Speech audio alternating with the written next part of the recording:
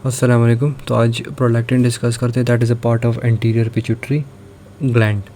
Okay, तो अच्छा यहाँ पे जो है ना थोड़ा सा इंट्रोडक्शन पहले देना ज़रूरी है। क्यों? क्योंकि उसमें जो है ना आपको बेसिक्स भी क्लियर हो जाएंगी इसमें। ओके, तो नॉर्मली क्या होता है कि ये है हाइपोथैलेमस। हाइपोथैलेमस एंटीरियर पिट्यूटरी पे कैसे एक्ट करता है, मतलब रेस्ट ऑफ द हार्मोन से कैसे डिफरेंट है।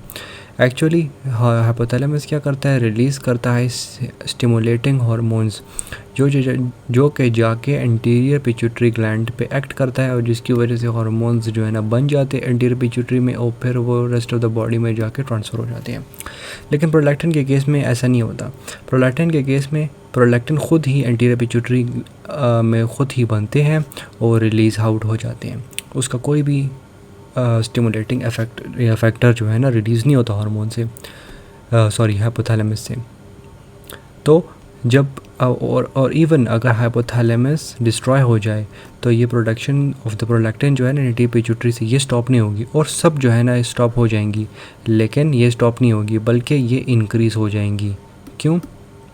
वो इसलिए कि हाइपोथैलेमस क्या करता है, इनहिबिटिंग हार्मोन रिलीज़ करेगा टूवर्ड्स एंटीरियर पिट्यूटरी ग्लैंड, ताकि वो स्टॉप कर सके प्रोलैक्टिन को। और वो क्या है, वो है डोपामीन। ये हम डिस्कस करेंगे, dopamine agonist towards the prolactin, ये मैं डिस्कस करूँगा। तो उससे पहले जो है ना मैं प्रोलैक्टिन की डिटेल डिस्कस कर लेता हूँ, और फिर जो है ना हम डोपामीन एगोनिस्ट डिस्कस करेंगे।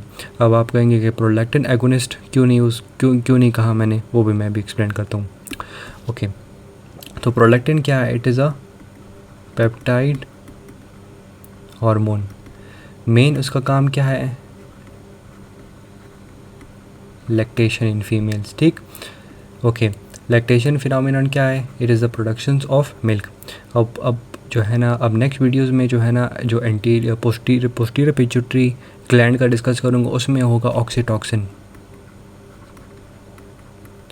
ऑक्सीटॉक्सिन क्या करता है? वो लेट डाउन रिफ्लेक्स करता है, जिसमें ये लैक्टेशन वाला जो है ना इजेक्ट आउट होगा।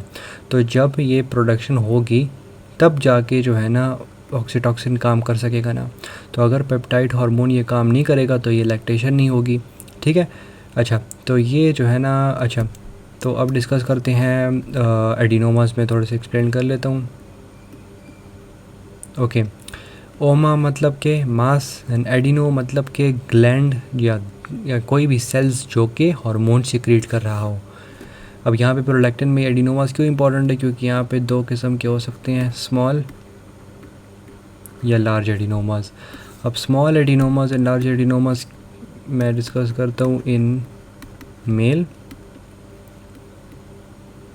In female. ओके, तो मेल में क्या करेंगे, वो जो है ना इनफर्टिलिटी कॉज कर सकते हैं, और उसके अलावा लिबिडो डिक्रीज़ कर सकते हैं। ठीक, या लॉस ऑफ लिबिडो। और फीमेल में क्या करते हैं, गैलेक्टोरिया, और उसके अलावा एमेनोरिया। एमेनोरिया क्या होता है कि लॉस ऑफ द मेंस्ट्रुएशन, और गैलेक्टोरिया क्या होता है, इंक्रीज प्रोडक्शन ऑफ मिल्क। अच्छा, तो मैं एडिनोमा में बताना भूल गया, या शायद क्लियर से ही आपको एक्सप्लेन करना हो। एडिनोमा में क्या होगा, ये सारे क्या करेंगे, स्मॉल एडिनोमास क्या करेंगे, वो इंक्रीज प्रोडक्शन करेंगे ऑफ दिस प्रोलैक्टिन। ठीक, तो जब प्रोलैक्टिन इंक्रीज़ हो रहा है तो मेल और फीमेल में क्या क्या इफ़ेक्ट हो रहे हैं, समझ आ गई। मैंने कहा था कि पेप्टाइड हार्मोन है जो कि लैक्टेशन करवाता है। अब फीमेल में अगर increase production of the prolactin होगा तो वो क्या कर रहा है, वो गैलेक्टोरिया करवा रहा है, जिसकी वजह से इंक्रीज प्रोडक्शन ऑफ मिल्क हो रही हैं। ओके, अब जब लार्ज एडिनोमास आ गए तो लार्ज एडिनोमास में क्या होंगे, लार्ज एडिनोमास में फ़र्ज़ करें ये जो है ना ये पिट्यूटरी ग्लैंड है। अब पिट्यूटरी ग्लैंड में अब बड़ा सा एक मास पड़ा हुआ है। अब ये मास क्या कर रहा है, प्रेशर डाल रहा है ना। तो ये प्रेशर डाल रहा है इस प्रेशर डाल रहा है पिट्यूटरी ग्लैंड पे भी, और उसके अलावा ऊपर जो ऑप्टिक नर्व है उस पे भी। तो ऑप्टिक नर्व पे जो प्रेशर डाल रहा है उसकी वजह से विजुअल डिस्टर्बेंसेस हो रही हैं, और ये जो पिट्यूटरी ग्लैंड की पे जो है ना प्रेशर डाल रहा है उसकी वजह से वो हार्मोन्स प्रोडक्शन डिक्रीज़ हो जाएगी। तो पिट्यूटरी इनसफिशेंसी आ सकती है इस लार्ज ट्यूमर की वजह से। ओके, तो अब मैंने जो बात कही थी कि हम जो है ना प्रोलैक्टिन एगोनिस्ट क्यों नहीं डिस्कस करूँगा, वो इसलिए कि प्रोलैक्टिन इनसफिशिएंसीज या loss of the production of the prolactin जो है ना वो बहुत ही रेयर केस में होता है, तो इसलिए हमने प्रिपरेशन बनाई नहीं है, बहुत ही रेयर केसेस में होती है। क्योंकि आप एडिनोमास देख रहे हैं, एडिनोमास सब में क्या हो रही है, इंक्रीज प्रोडक्शन ऑफ प्रोलैक्टिन हो रहा है, कहीं भी जो है ना लॉस ऑफ द प्रोलैक्टिन वाली बात नहीं हुई। तो इसलिए जो है ना सिंथेसाइज ये हुए हैं डोपामीन एगोनिस्ट्स। वो क्या करेंगे, वो प्रोलैक्टिन की सिंथेसिस या प्रोलैक्टिन का फंक्शन क्या है वो स्टॉप करवाएंगे। तो ये सब कुछ जो साइड इफ़ेक्ट्स आ रहे थे वो अब प्रिवेंट हो जाएंगे। तो अब ये मैं क्लियर करता हूँ, फिर मैं डिस्कस करता हूँ dopamine agonists and how they act. तो डिस्कस करते हैं डोपामीन एगोनिस्ट्स। ठीक है, वो एगोनिस्ट क्या होता है, वो चीज़ जो कि रिसेप्टर को स्टिमुलेट करे। तो वो डोपामीन के रिसेप्टर को जाके स्टिमुलेट करेगी, तो dopamine has a negative effect on the production या release what of the prolactin. तो अब डोपामीन जो है ना, अब फ़र्ज़ करें एक पेशेंट है, पार्किंसन पेशेंट है, पार्किंसन का पेशेंट, इसकी डिटेल मैं सीएनएस में डिस्कस करूंगा। लेकिन इसमें क्या होता है, इसमें जो है ना हमारे डोपामिनर्जिक रिसेप्टर्स जो है ना डिस्ट्रॉय हो जाते हैं। तो डोपामिनर्जिक रिसेप्टर्स नहीं है, मतलब डोपामिन प्रोडक्शन नहीं हो रही, ठीक है, प्रोडक्शन भी नहीं हो रही और रिसेप्टर्स भी नहीं है। तो अब क्या होगा, अब वो पेशेंट क्या करेगा, अब उस पेशेंट में अगर प्रोलैक्टिन की भी डिफिशिएंसी है और पार्किंसन भी पेशेंट है, तो हम एक ही चीज़ से दो भी ट्रीट कर सकते हैं। तो वही मैं डिस्कस करूँगा। लेकिन देखिए ये बात है ना कि सारे पार्किंसन ड्रग प्रोलैक्टिन की भी सप्रेशन कर सकते हैं, लेकिन हर एक पार्किंसन ड्रग प्रोलैक्टिन हाइपर प्रोलैक्टिनेमिया वाले पेशेंट को नहीं दे सकते। ठीक है, अच्छा ओके। तो डोपामीन एगोनिस्ट कौन कौन से हैं जो डिस्कस करेंगे, वो है, एक है ब्रोमो क्रिप्टीन, ये वो वाले बता रहा हूँ जो कि जो है ना जो कि इधर भी यूज़ हो सकते हैं as an agonist towards the hyper prolactinemia patient, और एक पार्किंसन को भी दे सकते हैं ये वाली ड्रग्स। ओके, तो ब्रोमोक्रिप्टीन हो गया,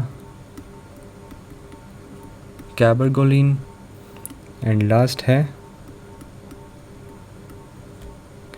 क्विनागुलाइड। ओके, तो ब्रोमोक्रिप्टीन क्या है, it has high affinity for D2 receptors. अब ये D2 वाली बात आई, तो ये जो है ना, मतलब सॉरी, ये सब में जो है ना D2 रिसेप्टर्स पे एफिकेसी इंक्रीज़ है। तो जब D2 रिसेप्टर की बात आई, वो रिलेट होती है पार्किंसन के पेशेंट के साथ। ठीक है, ये भी डोपामिनर्जिक रिसेप्टर है। तो वो डिटेल ज़्यादा यहाँ पे इम्पॉर्टेंट नहीं है, वो सीएनएस में डिटेल में डिस्कस कर दूंगा। फुल पाथवे जो पार्किंसन में जो होता है वो मैं सब जो है ना सीएनएस में एक्सप्लेन कर दूंगा, कि यहाँ पे ज़रूरत नहीं। यहाँ पे आप सिर्फ ये याद करें कि बस D2 रिसेप्टर है, वहाँ पे इनकी एफिकेसी ज़्यादा है। तो डोपामिनर्जिक रिसेप्टर है जो कि डोपामीन का एगोनिस्ट के पार्ट कर रहा है, और उसकी वजह से पार्किंसन अगर एसोसिएटेड हाइपरप्रोलैक्टिनीमिया पेशेंट को भी है और साथ पार्किंसन भी है, तो दोनों एक ही चीज़ से ट्रीट हो सकते हैं। इसके अलावा और भी ड्रग्स हैं जो कि जो है ना पार्किंसन को दे सकते हैं। यहाँ पे ज़रूरी नहीं है कि पार्किंसन की बहुत ज़्यादा ड्रग्स हैं, वो ड्रग्स हम फिर प्रोलैक्टिनीमिया वाले पेशेंट को नहीं दे सकते। जो दे सकते हैं वो ये वाली मेंशन हो गई है। ठीक है, और ये है कि सारे जो ये डोपामीन एगोनिस्ट्स जो वाले ड्रग हैं, these all have a sensitivity towards inhibiting the increased prolactin production. ठीक है, सेंसिटिविटी का क्या मतलब है कि उसी पर जाके एक्ट करते हैं। मतलब अगर सेंसिटिविटी का क्या मतलब है कि ये टारगेट है और ये ड्रग है, तो ये जाके इसी पे ही एक्ट करेगी, उसका ये BCD इनके साथ कोई काम नहीं है। ठीक है, सेंसिटिविटी का ये मतलब हो गया। ठीक, तो अब बात करते हैं इसकी जो ये डोपामिनर्जिक एगोनिस्ट्स मैंने डिस्कस कर दिए, इनके जो है ना काइनेटिक्स डिस्कस करते हैं। काइनेटिक्स उनके कैसे होंगे, काइनेटिक्स ये है कि all dopaminergic receptors all dopaminergic agonist क्या है, हम ओरली एडमिनिस्टर करते हैं। और इनकी जो है ना ये कैबरगोलिन है, इसकी जो है ना हाफ लाइफ क्या है 65 आवर्स है, एंड क्विनागुलाइड क्या है इसकी 7 आवर्स है। इसकी क्या है 65 एंड इसकी 7 आवर्स। ठीक, ओके। तो क्लिनिकल यूजेस की क्या आ रही है, तो उसकी थोड़ी सी मैंने काइनेटिक्स बता दी। वो क्लिनिकल यूजेस हो गई। उसमें जो नंबर 1 आता है दैट इज़ हाइपर प्रोलैक्टिनीमिया की प्रोलैक्टिन की प्रोडक्शन इंक्रीज़ हो गई, जिसकी वजह से हमने मेन टॉपिक ही यही था। उसके अलावा जो एसोसिएटेड और भी जो है ना हम पेशेंट्स को जो दे सकते हैं, तो पार्किंसन भी हो गया, ठीक है, उसके लिए भी दे सकते हैं। एक्रोमेगैली के पेशेंट हैं उनको भी दे सकते हैं, ठीक है, क्योंकि डोपामीन क्या है, it will inhibit both the prolactin and उसके साथ साथ जो है ना ग्रोथ हार्मोन को भी इनहिबिट कर सकता है एडल्ट्स में, ठीक है, एडल्ट्स में भी इनहिबिटिंग है। क्योंकि एक्रोमेगैली क्या होती है, एक्रोमेगैली मैंने ग्रोथ हार्मोन की वीडियो में एक्सप्लेन कर दी है।